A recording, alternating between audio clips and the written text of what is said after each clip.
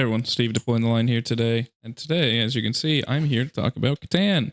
And more specifically to Deceiver, but I'm going to go through all of them. And why I think they're fundamentally bad for the game, they're unhealthy, and it's going to bring us to a very toxic meta. And how you, and then in another video later, I'm going to go into how we can prepare for them. How to counter them. There's a little intro. Otherwise, please like, comment, share, subscribe. It means a lot. It helps a ton. I just hit 3,000, more than 3,000 subs, which is fairly insane for, well, a niche game and a new guy who's only been doing it for a little over 2 months. Thank you everyone who's supporting me. If you want to see my coaching sessions that I can record, you can join the membership. They are posted there when I get them. I should be having another 1 or 2 more this week, which is pretty sweet. They're all different. They're all curated to the specific person. So don't expect them all to be the same. They're not going to be regular, but every time I do them, they will be posted. So if you're interested in that, you can sign up. Other than that, that's my little interlude and such. We're going to talk about C'tan. I'm going to go into all of them, the benefits of them, the issues of them, and then I'm going to talk about the specific attachments. And I have a couple of interactions, some little map setups I brought up on TTS to express why they are so fundamentally so much issues are brought up by them right now. First, main points. They are too cheap. So C'tan were not amazing before, but they were playable. They were just not even too long ago, a little over a year ago. I guess maybe a little bit more. This is during Hypercrypt time, but Mass C'tans was one of the best armies in the game. And these C'tans aren't too much different than they were before. And we're actually, compared to that time, army damage is much lower, especially for shooting. So they're too cheap because they gained a insane amount of stats. They gained 4 wounds. They gained a bunch of damage, new day sheet abilities, like Nightbringer didn't get day sheet abilities, but potentially new abilities, stuff like that. And they only went up between 10 and like 15 points per model. Just not what needed to happen. This is similar to the Knights. Obviously, Knights went down, but they got nerfed. They didn't get nerfed. This is in the similar vein.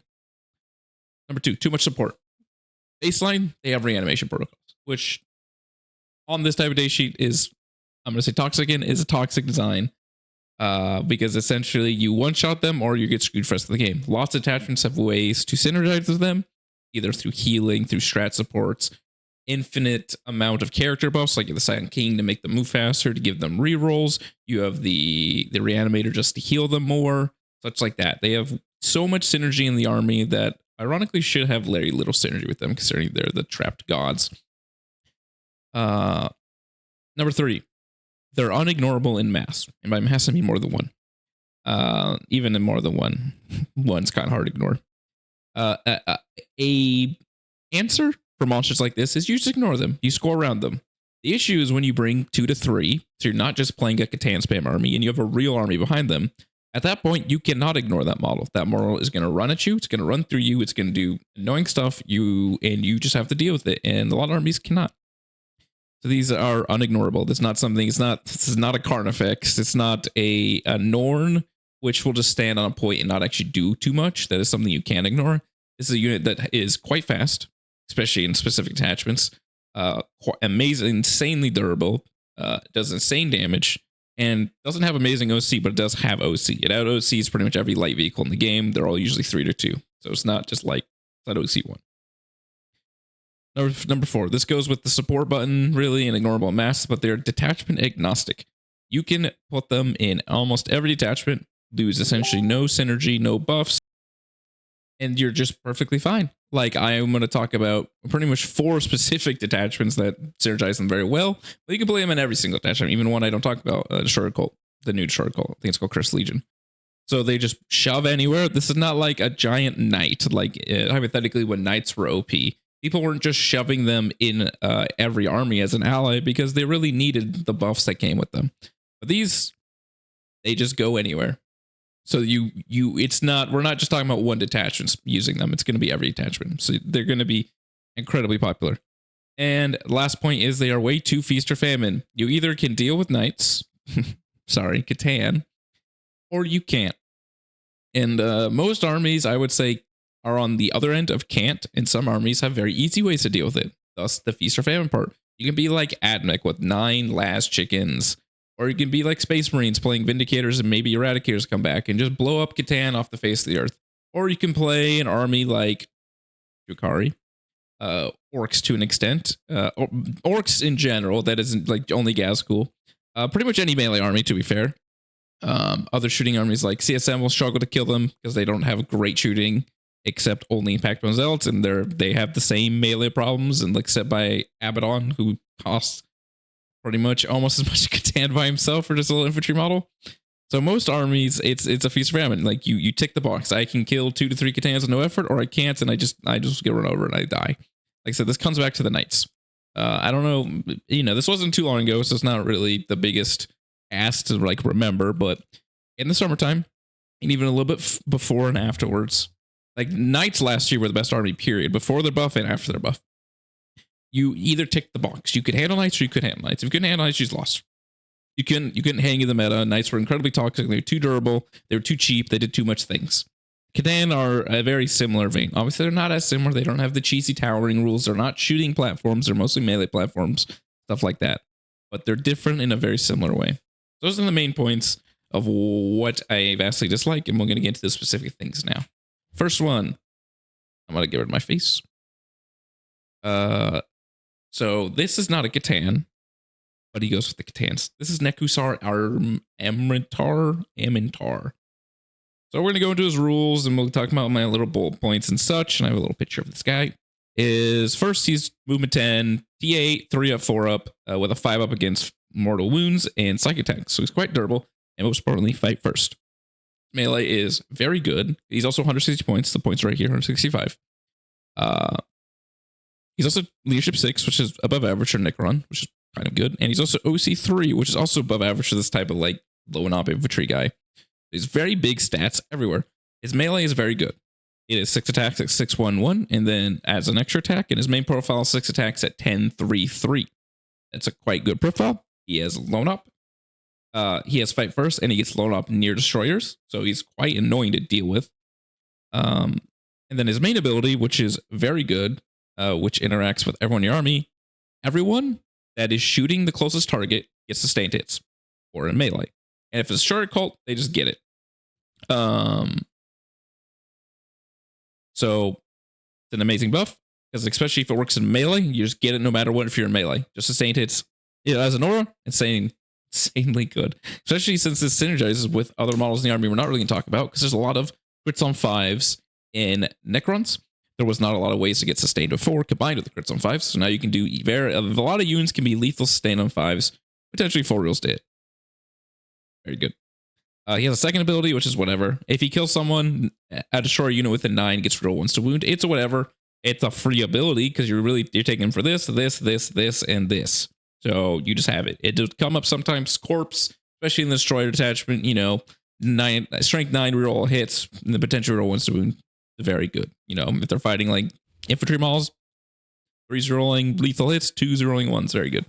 And then his aura, which is insanely good aura, because you used to take a terrible unit, the Canoptic Spider, who just only did this. He didn't do anything else. It was like a 70, 80 point vehicle. Everyone 6 gets a 5 of field of pain against Psychic Immortals. Just pretty nuts. Play against T'Sons, play against Grey Knights, you play against anything that's a lot of mortals. You just become 30% more durable, which is very, very annoying. Yeah. And if it's like, if you're like a 4 wound guy against damage 2, it's like 50% more durable, because you have to make 1 5 up on 4 dice to make them do an additional attack, which sucks. All right, Atchamentar. So yeah, sorry, I said tall. All the rules. He has a million rules. They're all amazing. He's not expensive. That goes with it. He's an amazing sport. Like his main reason is he's an amazing beat stick who has high OC. He's quite fast, to be fair. But he also has an insane aura. 2 insane auras. And then finally, he's cheap. He's under 65 points. You can put him in any army with like no downside.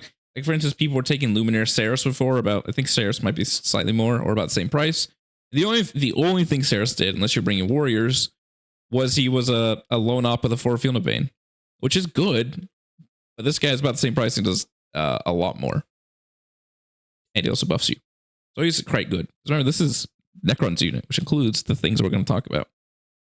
All right. The king, the talk of the video, Mr. Deceiver. This I hate this guy. This model is toxic. It's not balanced, and I personally think it needs a emergency nerf quickly. First, okay, so he is one of the Sword C'tans because he's on a small baby base. So he moves 8. Yeah, they used to move 6, so whatever. He's T11, 4 penal save with an armor save, 16 wounds, and a 5 up feel no pain.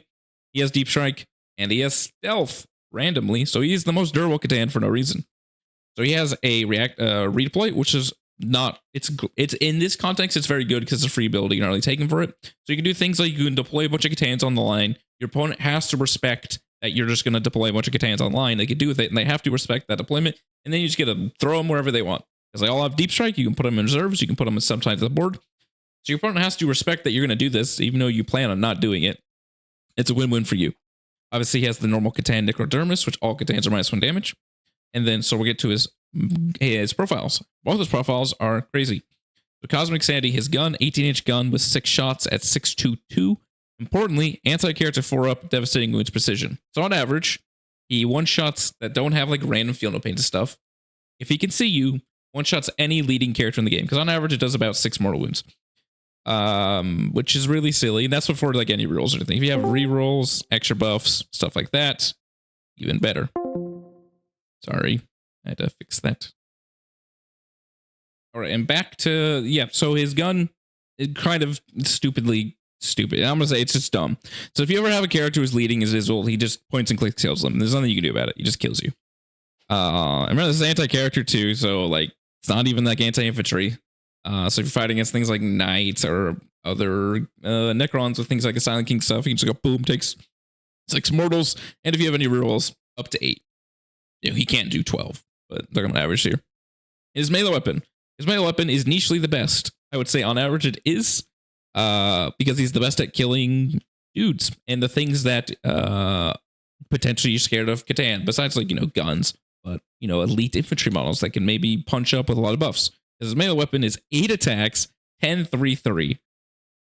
And you have other buffs, like you have +1 AP if you play a specific detachment. We'll get to that later. You have sustained hits if you're next to this mean person on either of these profiles, because both. So he hits insanely hard. He's the most durable. He's the cheapest C'tan. And we're going to get to this. He has the 40mm base size, which is the biggest issue. Because C'tans also, they updated their wounds to 16. And they're missing one ability that usually every monster or vehicle that is above 10 wounds has. That is bracketing. These guys don't bracket. Remember, they also heal and have feel no pains. And heal a lot. He's on a 40 mil, so he's incredibly hard to deal with. We'll talk about that. I have TTS things. I'm going to show you how insane being on a 40 mil is. So essentially he's almost immune to melee if you position correctly. He's really hard to kill with shooting due to having stealth, feel no pains, blah blah blah. He has a nichely insane gun. It's not even niche because it's just a fine gun baseline. 6 attacks, 622, devastating. It's just like, that's a fine gun. Like, it's not even bad against anything. And then his weapon is just amazing. Like, also it like beats the crap out of light vehicles too. It's not gonna like one-shot them by an average by himself unless he's in Pantheon of Woe, but 8 attacks potentially sustained at 10-3 or 10-4, 3 damage. You just beat the shit out of small, medium vehicles because, you know, most things are T10 or lower. Like some things are T11, some things are T12, but it's usually T10 or lower. So he'd even beat up the crap he's not amazing at, but let alone the elite infantry, which he just smacks to death, or the elite models in general. So this model, in my opinion, this model is incredibly toxic. He is overpowered. I think every single Necron should be playing him. He's just dumb. All right, continue. The Nightbringer. This is kind of the boogeyman. This is what everyone's scared of, which makes sense. I think he's the second best one. Maybe the Transcendent of the other detachment, but I think he's probably the second best one. Actually, he's probably the best one in that detachment I've been thinking about. So at worst, he's the second best, maybe the first best. But these are both vying for it. C'tan, a lot of things they did to him while not increasing his points a lot. He went from a 6-inch moving model with no advance and charge, no deep strike, to a 10-inch moving model with deep strike, with access to advance and charge and specific attachment. So his melee, obviously his damage is amazing in both phases. You know, that's what you expect from the Nightbringer. He has the same stat line, except he moves 10. All the C'tans have the same defensive stat line, except, you know, he slightly has stealth, and the bigger ones slightly move faster, but they all have the same baseline stat line, so I'm not going to reiterate every time. His gun is great. It's a D3 shot las cannon with +2. I guess it's a D3 shot bright lance with +1 damage. You know, D3 shots at strength 12 -3, D3 +6, or D6 +3. That's a very good gun you have randomly for free. And his melee is obviously, as you expect, by the Nightbringer, amazing and good. 6 attacks at strength 14 -4, d6 +2 with dev wounds, or 14 sweeps at 822. Those are both perfectly great profiles. He specifically, as we'll get, as I wanted to talk about before, is not amazing at killing its elite infantry, especially ones with invuls, because he needs to strike. He only has 6 attacks. He doesn't have any rerolls. Versus, this guy who has more attacks and he's more consistent. So even though this guy is the weird support dude, he's better at killing like elite infantry, which is silly. But obviously he's much better at killing hordes. He's much better at killing big vehicles, especially if any of those don't have invul saves. Because imagine when we get to Pantheon of Woe, imagine all these stats are +1 if you play Pantheon of Woe, which is crazy. He has the normal things we talked about, and his one unique rule is at the end of the fight phase, he smites everyone within 6 inches on a 4-up. Smite's an old term, but it's everyone on a 4-up takes D3 mortal wounds, which is just very nice, especially, with a 2 damage sweep. If he's fighting elites and you want to sweep on a 4-up, you just kill that last model because they had 1 wound left. Very nice. Or just finishing off random people, or just doing damage, because it is a 6-inch aura that always persists. So if people are around him, people have to charge around him, blah, blah, blah, blah, blah. All right, so movement. We'll get to the little points. Movement, he's mainly insanely fast. He moves 10 now instead of 6. He can advance a charge instead of can't advance a charge. So like say if you play Pantheon of Woe, his max movement is now 16. His max movement used to be 6. That's almost 3 times the speed, by the way. He has insane damage, obviously, as we talked about. This is also just his baseline, like combined with Nekrosor, who gives him sustain on all these buffs. He another insane thing with Nekrosor is them goon squatting together. That is usually when you have 2 big monsters chilling together.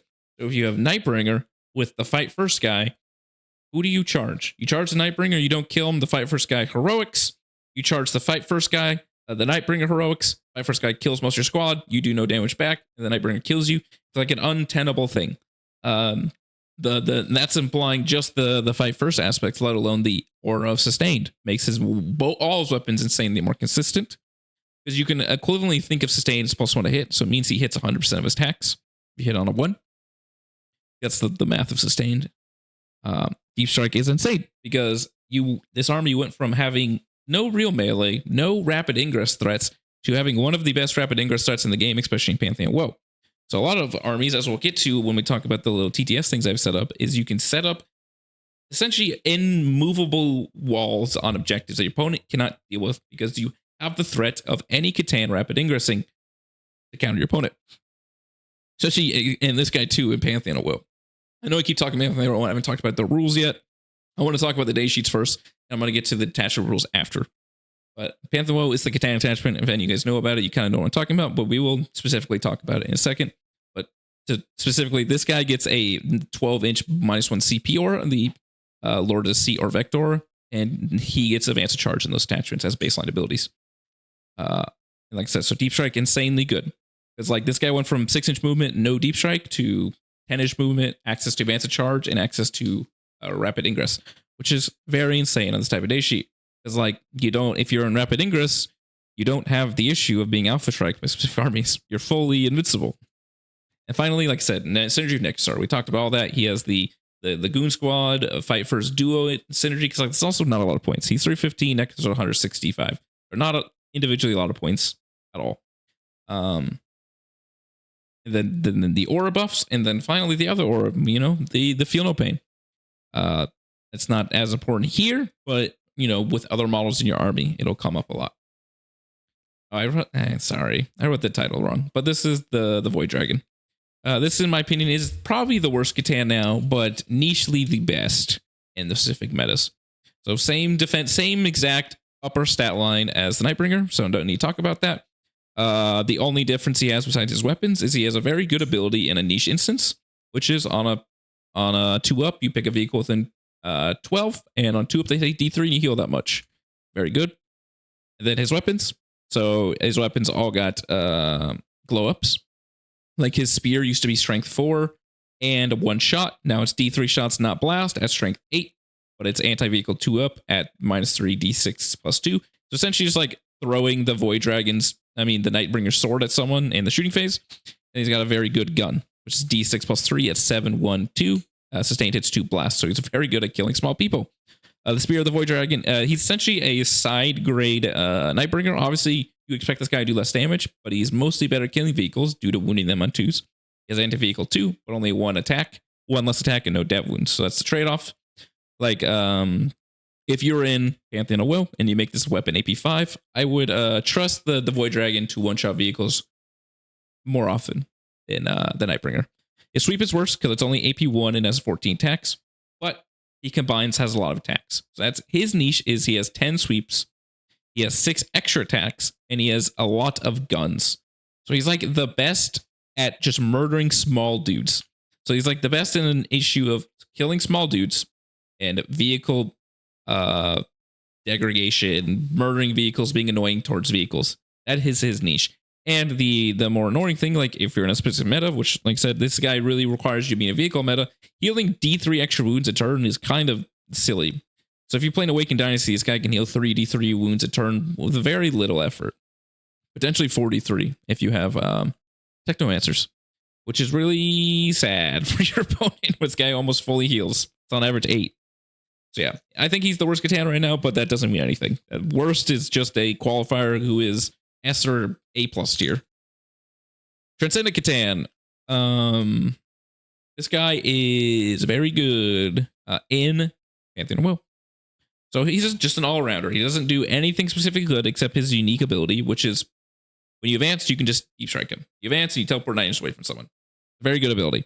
He's on, I didn't really talk about the base sizes, but the Void Dragon and the Nightbringer are on bigger bases. Nightbringer's on a 90, which is a Redemptor base, and Void Dragon's on 80, which is, I don't know what's on 80 besides Void Dragon. But Transcendent C'tan's on a 60 flying, so he's quite smaller. It's a Demon Prince base.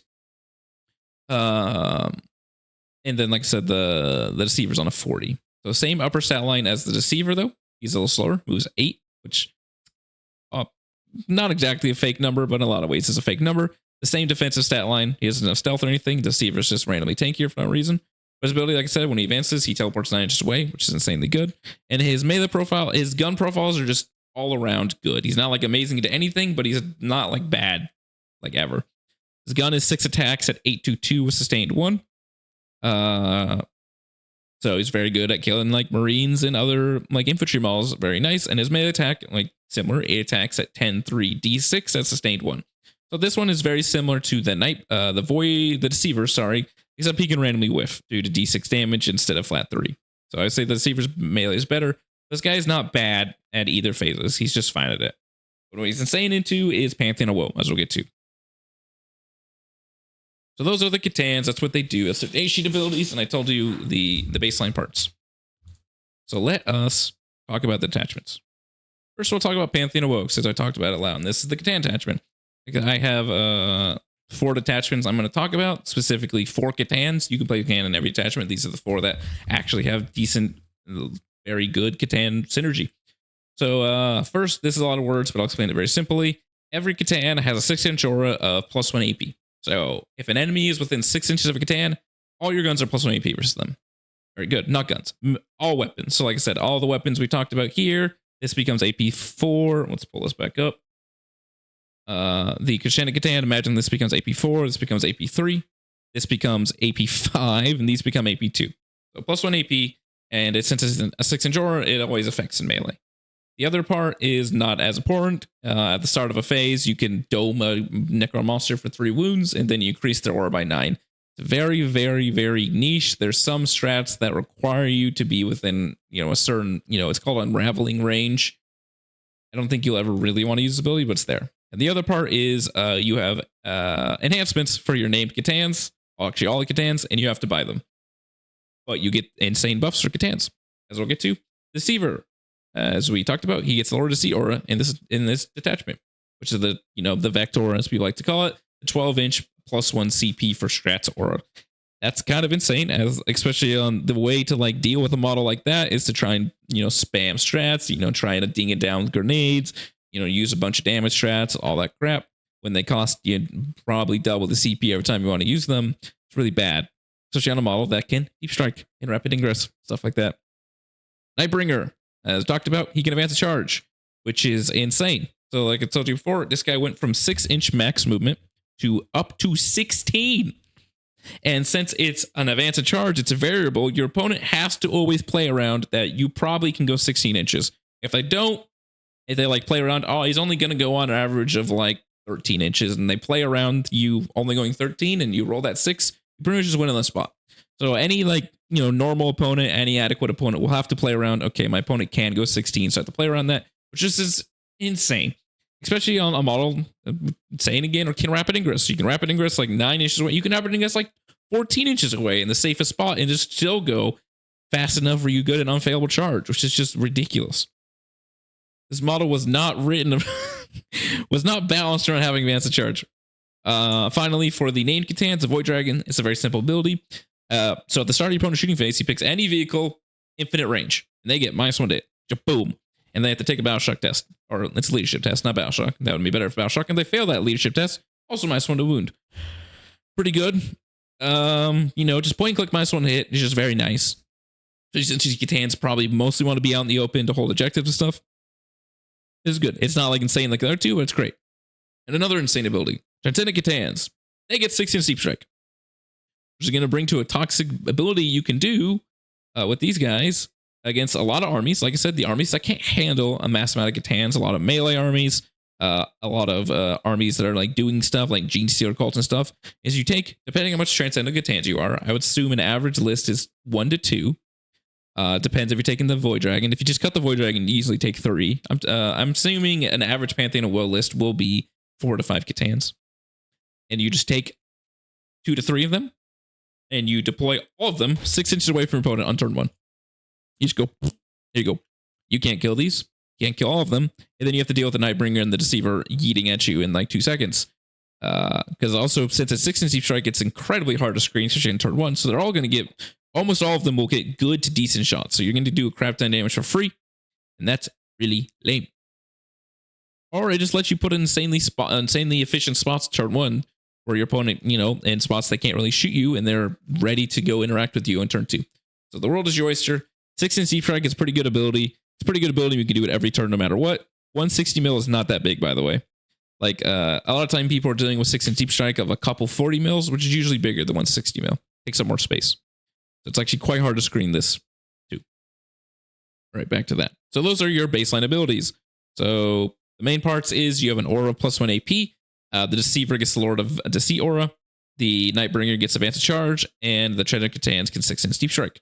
Those are the main points. All very good. The shots in this attachment, thankfully, are not insane. Otherwise, the attachment would probably be like S++ tier. You are playing this for the attachment abilities, and some of the shots are okay. So the first one, 1 CP, a Necro Monster explodes on a 3-up. Very simple. This is very good. Obviously, it's a roll of dice. It's an RNG roll, but it's a 3 instead of a 4, and you all explode for D6 damage, which can be game-winning. 1 CP, this one's quite good.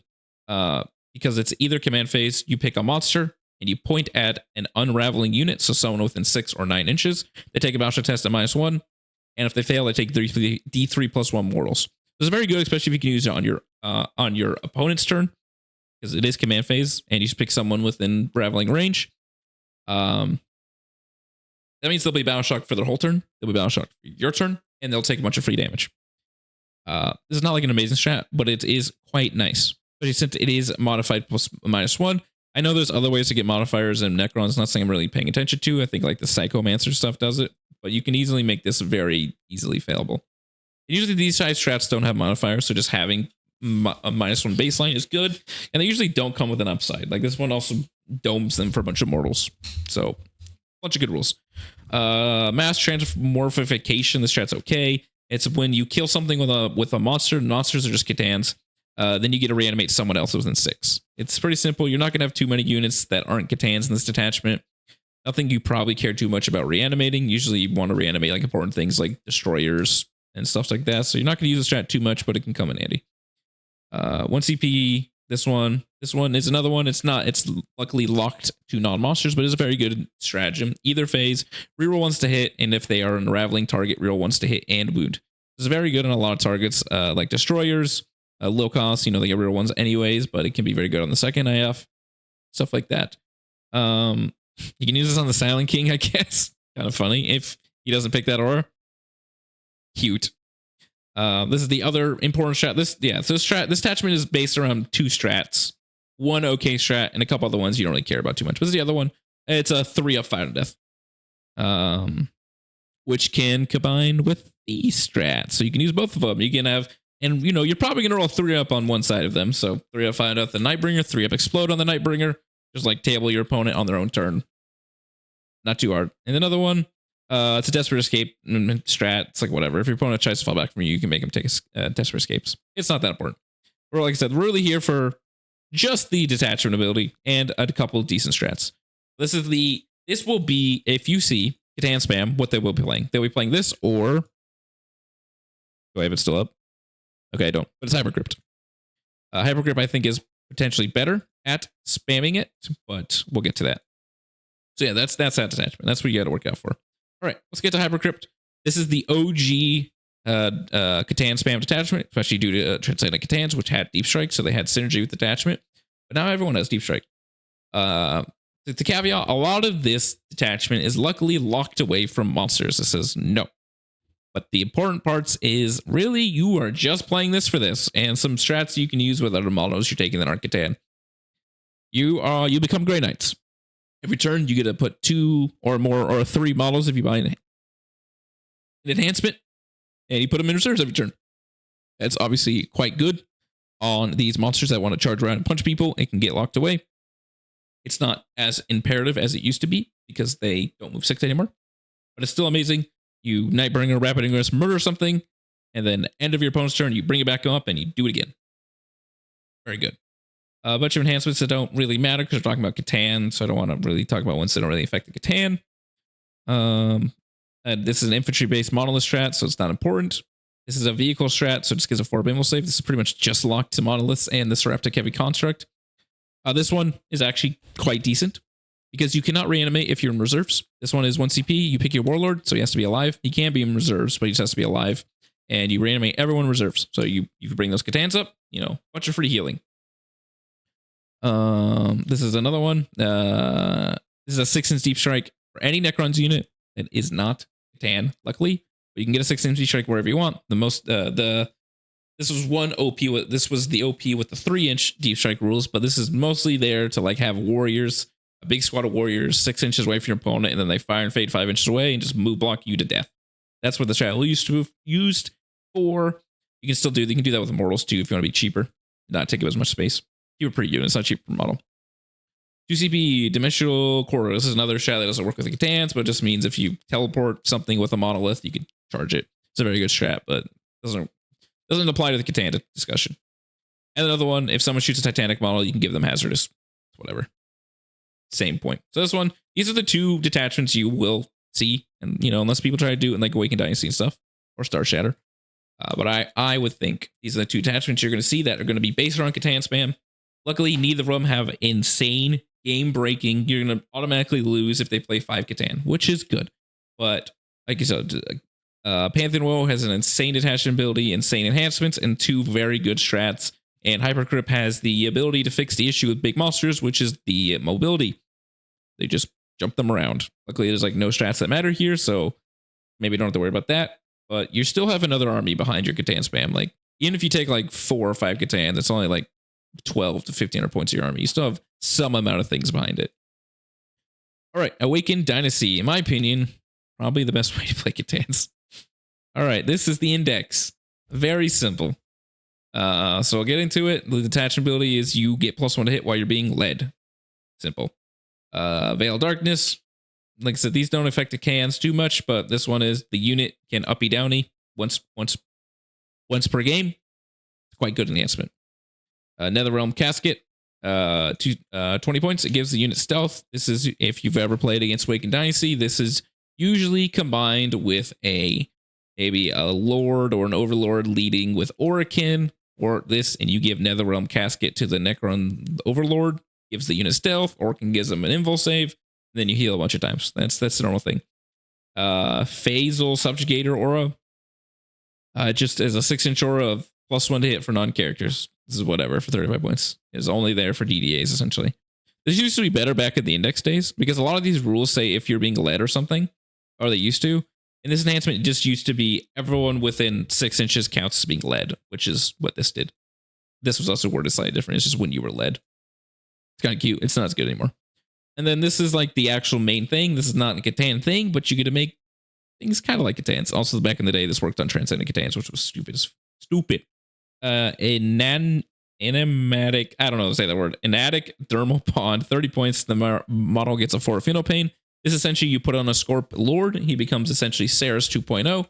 And then you now have Nekrosor, Saris, this guy, and we'll talk about it right here. All right, this strat, infantry character, which is, as we just talked about, things like the important one is Saris. It's Nekrosor, Orokin to an extent if they're playing warriors, and a Scorp Lord. And when they die, you resurrect them with half their wounds. And how the game been said, if you resurrect while your unit's still alive, you get to go back in the squad. So this is obviously insanely good and very important, because the one way to deal with warriors is to find a way to precision out the characters. And if you precision out both characters at once, they only can res one. But this makes you come back to life, which is insanely good. And this, as this is essentially what I base my TTS things around, was Awakened Dynasty, and we'll talk about that. Number 2, an insanely good strat. 1 CP, a Necron unit that has a model destroyed. After your opponent has fought, you just reanimate them. You reanimate D3 plus 1 wounds if you're being led. That combines with the Reanimator, the little vehicle they take, which every time you reanimate D3 more. So it's 2D3 plus 1 essentially. Very good. Protocol the Hungry Void. This strat's very nice. It helps race a lot. It's 1 CP plus 1 strength. You can use this on a whatever you call it, a C'tan, very nichely if plus 1 strength matters a lot. I guess this would matter in something like the Deceiver most oftenly, getting him to strength 11, which is a pretty big breakpoint, or the Void Dragon if you're fighting against demons trying to get to strength 13.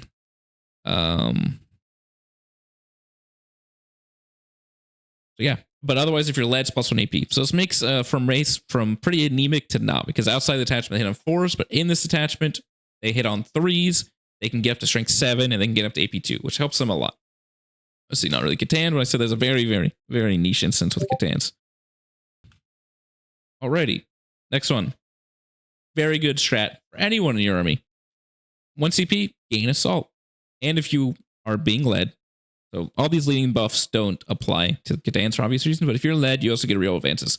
This is obviously insanely good for race, but also you can just have your C'tans, if you're not trying to charge, just go really fast and still shoot. Like this applies to Deceiver, where you can get very niche, cringy angles where he's moving 14 inches. He's like, okay, I can now see your character. Boom.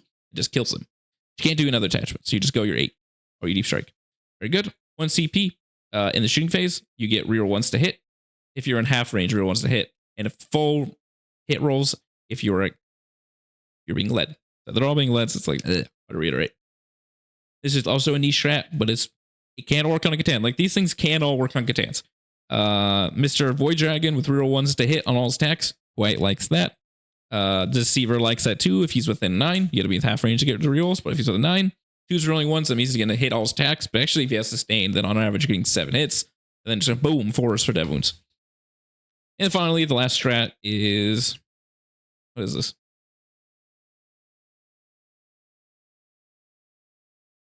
Sorry. Bonus shooting phase. After you destroyed Necron's unit, 1 Necron's character that was within 6 of that unit. Okay, so you can pick, this actually works on C'tans. Look at that. Another C'tan thing. I've never even paid attention to the strat because it's 2 CP. But it's if someone dies, simply, if someone dies, you get to pick a character unit within 6 of that unit, and you get to shoot them, which is a much better version of these strats. There's a lot of strats in this game that says, when you are below half strength, when you are attacked, blah, blah, blah, blah, you can make a shooting activation. Those are usually not great, because usually you get 1 shot, or as a caveat, you have to lose a model, so it doesn't work on big things or vehicles. This one, that can actually work on C'tans, and that's actually quite scary in something like the Void Dragon or the Deceiver, just randomly blopping you in your own turn if you have the CP to spend. Especially if you're playing a C'tan spam version of Awakened Dynasty, you're probably not using the strats too much. You're going to have a lot of CP.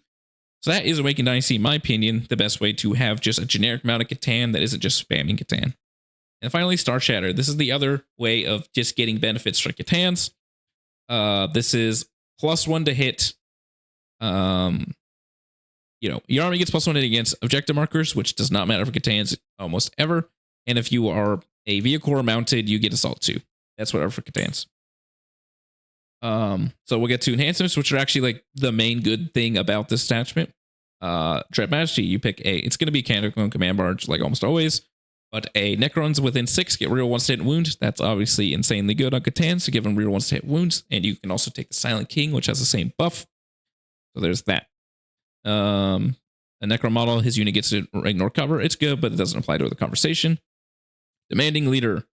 It lets you fall back, shoot units, mounted, or vehicles within 6. It's a very good buff, especially for 10 points. Obviously, it doesn't apply to C'tans because it's only vehicles and monsters, but it's like the biggest issue with Necrons is they don't have any way to fall back and do things except for one very niche character that can only lead warriors and immortals. This helps a lot. And then Chrono Impedance Field. This is like the main reason you're actually going to play this attachment if you're thinking about it, besides for this, which is also the other main one. And they have 2 like decent strats. This is, you pick someone within 6 in the command phase, -1 damage. Vehicles and mounted, no -2 damage C'tans. This is the main person you're putting else in the Silent King. Silent King with his 26 wounds, but bracketed in a way that's better because he has a 16 wound guy and 2 5s that all reanimate. So essentially 26 wounds, T10, so not incredibly high toughness, but high enough. And he has a 2 up, 4 up, very durable. And now you're giving him -1 damage. And then he has insanely good auras like rear 1 stat and wound, +1 OC.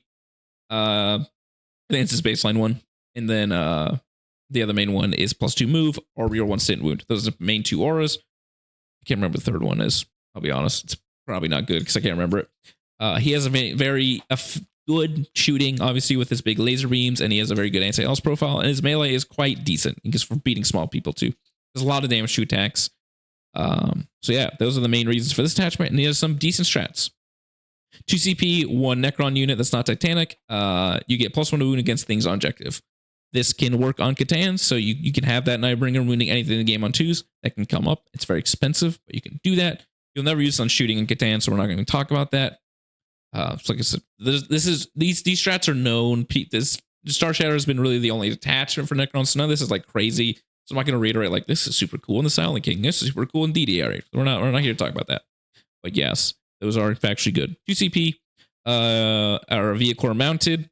You get -1 to wound if they're higher strength. It's what we call transhuman. This was the transhuman effect in 9th edition. So it's still, people laymanly call it transhuman still, but it's vehicle mounted only. So luckily no -1 to wound C'tans, even though it costs 2 CP. 1 CP, vehicle mounted, movement phase, you auto advance 6. This is insanely good strat. This is like one of the main reasons to use it. You have your Silent King going 16 inches. You have your DDAs going 16 inches. Or 14. I think it move 8. Stuff like that. This is a very good strat. 1 CP, mounted or vehicle, go through models and train. Also very good. Luckily, for the greater population, this doesn't work on C'tans. We're not running the Nightbringer through a wall, but there you go. This is here we go. This is these are 2 strats that actually interact with C'tans in any way, and they're like would be the main reason besides the attachment ability to run them. Endless Servitude. End of your fight phase, you pick 1 unit that's on an objective and you just reanimate them. So end of your turn, you can just reanimate any C'tan D3 wounds if you want. If you're near a reanimation thing, vehicle dude, the little stick. I forget what they're called. Sorry. You get to reanimate 2D3. This is very silly. And then 1 CP reactive reposition. After someone to shoot you, you get a reactive move D6 inches.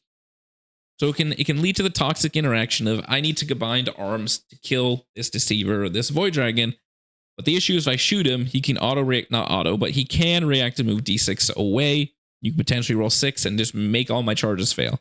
It's really bad. It puts your opponent in a really bad spot. Even though this is in a lot of ways a trap strat to use.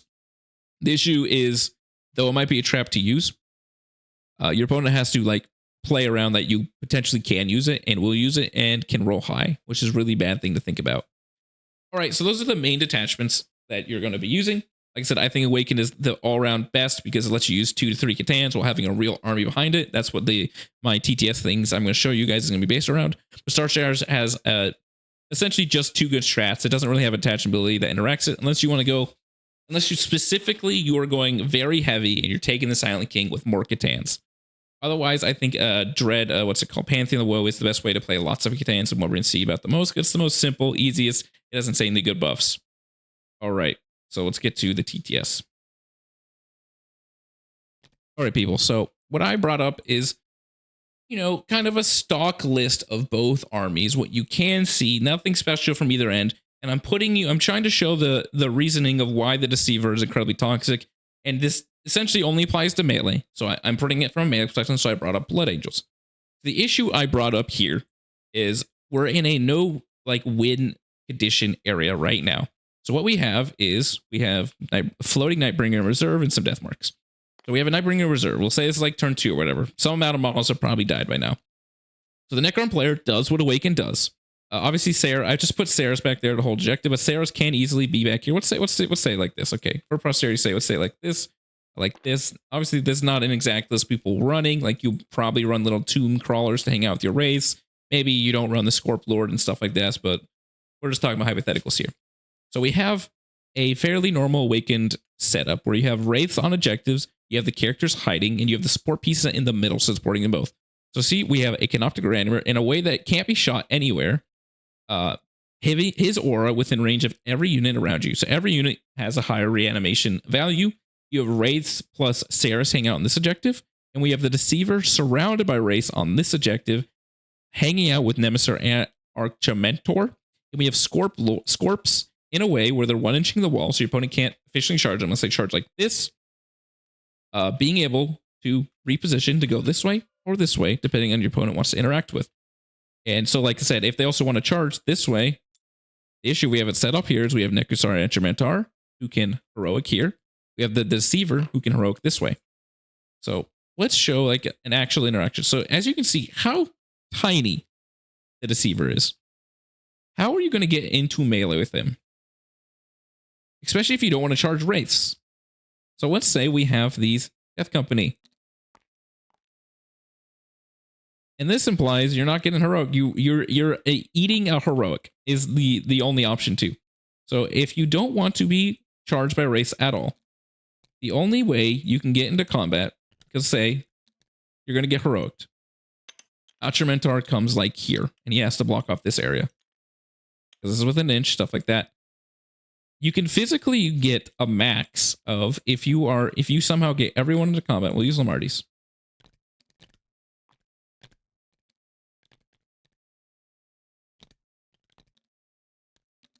Nope, that base size is actually too small. You might be lucky to get 6. That's it. It's going to be about 5, really, because the issue we put you on, and obviously you can charge the race. You can get more guys into combat, a little bit more. Remember, this guy started here. You did not declare a charge on Ammentar, so this stuff is blocked off right now. The most far you can go is about here, because then you're touching the wall. So we're positioning all our models to be here, and let's say you charge the race. The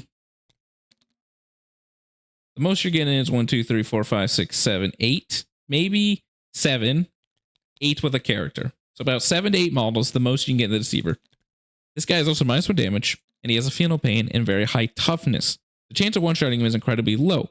That is implying also that Ammentar did not do a crap ton of damage on the fight first. That does not imply that maybe you got heroic by Locust or Scorps, and then they touched enough models that you got to fight the Scorps, and they get to fight you back. And now you have a 4 Feel No Pain Scorpion Lord hanging out next to you, while Ammentar is ready to charge in next turn. So at that point, the Deceiver is functionally unchargeable right now.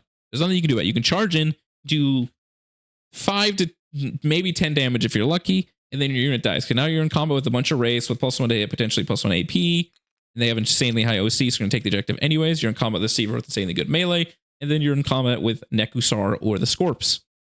And then you might say, what if we just go towards the middle? That is potentially correct. Yeah, you could try and overwhelm the middle. Something like this. But that leads to issues of, say, the Nightbringer rapid ingressing. Because now you also have to play the game around that the Nightbringer is able to rapid ingress. We'll say your movement's like here. What is 10, 12? Let's say you ended like right here. These are +1 movement. These are quite good. So now that brings us to this issue is now you have to play the game that the Nightbringer can come down anywhere. You know, here potentially. Ready to come in. Here potentially. Let's turn off these deployment zones because they're screwing off my thing. You can come down here potentially. Ready to come in and kill all these guys next turn. So you're in a very weird lose-lose situation. You're coming in. You might one-shot the race depending. You know, they have a bunch of healing. You have to one-shot them in the first activation because then they're going to heal 2d3+1 instantly. That's really bad. You have random Saras hanging out here, being very annoying, punching people in the face. And like I said, then you have these Locust, these Scorps who can just come in. I was labeled as Locust Destroyers. These Scorps that can also potentially annoying you, ruin your plan by heroic intervention this way, stopping your attacks from actually dealing with the race, because a lot of them have to come this way now, depending, like, let's say you got a decent roll and you rolled like this. And then you're like, say this is like your charge roll, something like this, blah, blah, blah, blah. Let's say this is like something like your charge roll. And then you got a pretty decent heroic. Now your opponent has to come back like this. And then they're only getting like half of their squad into both the things. Yeah, they'll probably kill the Scorps. That's fine. But they're not going to kill the Scorp Lord through the Feel No Pain. He's going to come back. And like, if you don't expect him to fight anyways, he can just hang back here and just do reanimate stuff. And then your two big bricks, and these are big bricks. Like if this is like random 5-mans, you're not going to do any damage. You need to send your important units in. They're chilling in. They're potentially probably not one-shotting the race. They're most likely dying in the clapback from any of these units. The race, especially the race on this objective, because it's not -1 damage. So, you know, Vortex sitting on 3s at strength 7 -2 damage is going to do crap ton damage to these guys back, which is not great for them. And this is implying they're not just like trying to one-shot you, so they're bow-shocking their whole army. You know, Rage Curse Onslaught, if it's lag, it's different. Or Angelic Characters even, because they do substantially less damage. And you're just in these really awful lose-lose conditions. Like, you can try to one-shot the race, which your opponent wants you to do, but then you're having these millions of 4-up Feel No Pain characters with fight first and T half damage stuff standing right in front of you, ready to clean up your army right afterwards. Because nothing in your army efficiently kills C'tans. There isn't a single melee army in the game that efficiently just kills C'tans, like no effort. Like, ranged armies can, mass amount of melee can, but that brings us to the issue we saw with the Deceiver right here, is he was almost unchargeable. He's untenable. Combined with the other ways if you're positioning your models correctly. That is the first issue that comes with the Deceiver. Remember, like I said, this is from mostly a melee perspective of this interaction being untenable, because obviously a shooting army, even though if he's right here, a shooting army is hard pressed to see him. They can only see him like over here. So like they're fully out in the open if they want to see him, which is not really where they want to be. But it sets them up to be Deceiver. Just like, Nightbringer, Nightbringer coming in. That's not great for them. So, and then we're going to get to the WTC one real quick. All right, I set up another WTC one. Like I said, I'm not a professional WTC. I played an okay amount. I try to keep up, but it's not the main terrain format. So if not everything is correct in my ideology, I apologize, but I think this is quite fine. So I set up a very similar, you know, to make just perspective of the other deployment zone. So we have his Saras hanging out with warriors. Wraiths on the midfield. Everyone's surrounding the Canoptic reanimate, so everyone's ready to reanimate well. We have the Deceiver in a position where he can't efficiently be charged. Like if you say, what can I get? I can get like 3 models in combat with him right now, let alone being in combat with a bunch of Wraiths and potentially being heroic. He's like unchargeable at the moment. He's essentially unkillable in melee. Surrounded by some Wraiths. He has a bunch of OC objective, because right now I have like 8 and 10, potentially more with a barge if you take a barge. And then you have a bunch of units ready to heroic and stuff in. Like I have these destroyers who can come this way or this way, stuff like that. Or I have Ammentar right here, ready to come in, especially since he's infantry, so he gets to use the WTC 2-inch fighting rules if he like can't potentially fail a pass a charge. Like say if your opponent like ends a charge here, that's good enough for him to fight because he made a charge move and he's infantry, so he gets to trigger the rules. But he's there handing out his aura, handing out his Feel No Pain, both his auras, handing out his fight first, ready to heroic in either direction, being very annoying. There's a very similar situation that I put in last time, where my Blood Angels, they can come in here. If they're lucky, try and one-shot the race. I don't think one-shotting a race is that hard if you use all the buffs. But the issue then is taking your whole brick, you're being heroiced by the Deceiver, heroiced by Ammentar, and then you're losing a lot of your units before you even can fight. Which is like, if it's Ammentar, that's specifically substantially worse, because then you probably, you know, if you're losing like half your models before you fight, you might not even kill these guys. Not a great place to be. And then you're also having to deal with the 2 C'tan. Remember, like the issue, it's the same issue we brought up there, is the Rapid Ingress Nightbringer is coming into play, except on here, it's potentially worse because it's a great wall of Wraiths. That means your opponent's not coming in either direction until after they kill you. So you can safely rapid ingress like here or something and just ready to beat the crap out of them next turn.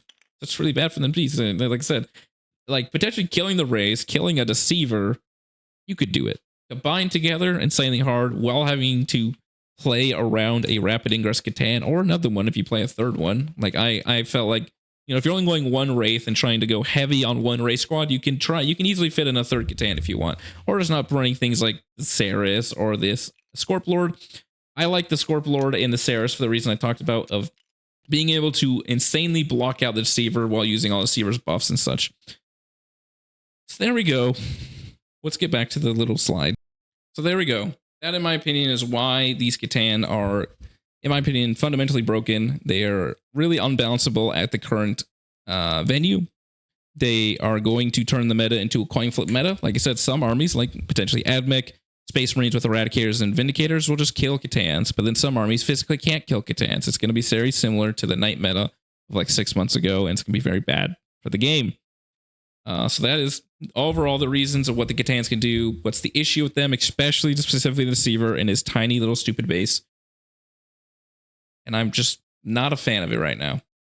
But my next C'tan base video is going to explain how we can play around it, how we can prevail over the C'tan. So it's not just, we're not just doomerizing. I don't like dooming here, specifically in this YouTube channel. So I want to try and show you guys how you can't beat it. It's not, we don't just want auto losses. We want to win. There you go. I hope you enjoyed this. I hope this was quite informative to the people who are maybe not fully ready for the C'tan. They don't expect everything ready. I hope this helped you in that way. Thank you for watching. I will hope you have a great day.